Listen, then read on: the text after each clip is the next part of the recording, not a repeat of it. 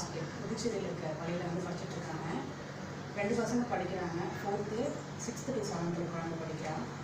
So இப்போ COVID-19 start பண்ணதுலேருந்து பார்த்தீங்கன்னா ஸ்கூல்லாம் லீவ் விட்டாங்க. அதுக்கு முன்னாடியே லீவ் விட்டாங்க.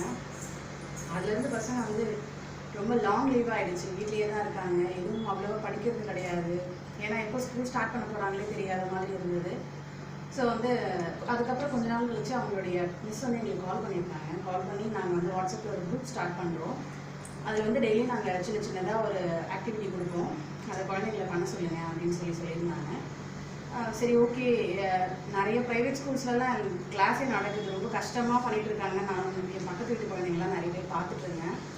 சரி, இவங்க ஏதாச்சும் ஒன்று பண்ண குழந்தைக்கு ரொம்ப யூஸ்ஃபுல்லாக இருக்குமேன்னு நினச்சோம். அதுக்கப்புறமா ஆனால் அதுக்கு முன்னாடி நான் பசங்களுக்கு ஃபோனே தர மாட்டேன். ஃபோன் யூஸ் பண்ணக்கூடாதுன்னு தான் நான் சொல்லுவேன். ஏன்னா அது பார்க்கறதுனால நிறைய கண்ணுக்கு கெடுதல் வருது, தேவையில்லாமல் நிறைய விஷயங்கள் வருதுங்கிறதுனால என்னோடய குழந்தைங்களுக்கு நான் ஃபோன் அவ்வளோவா தரது கிடையாது. இந்த கிளாஸ் ஸ்டார்ட் பண்ணதுக்கப்புறமா வந்து குழந்தைங்க ஃபோன் எடுத்து யூஸ் பண்ண ஆரம்பித்தாங்க. நானும் அவங்கள வாட்ச் பண்ணுவேன் என்ன பண்ணுறாங்கன்னு சொல்லிட்டு. ரொம்பவே யூஸ்ஃபுல்லான விஷயங்கள் தான் வந்து தராங்க. அவங்க ஸ்கூலில் வந்து பிரின்ஸிபல் சார் வந்திருக்காரு இப்போ, பாஸ்கர் ராசு அப்படின்னு சொல்லிட்டு.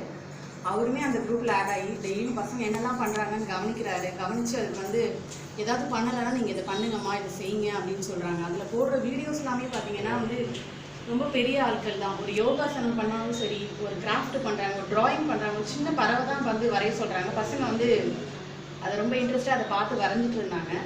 என்கிட்டயும் ஹெல்ப் கேட்பாங்க, இது எப்படிலாம் பண்ணலாமா அப்படின்னு சொல்லுவாங்க. நாங்கள் அதுக்கப்புறம் ஆன்லைனில் ஏதாவது சர்ச் பண்ணி பார்த்து முடிஞ்ச வரைக்கும் நிறைய குழந்தைங்க இதில் பார்ட்டிசிபேட் பண்ணும்போது நம்மளும் நல்லா பண்ணணும் அப்படிங்கிற இன்ட்ரெஸ்ட் குழந்தைங்களுக்கு வந்து சாதாரணமாகவே வந்துடுது இது.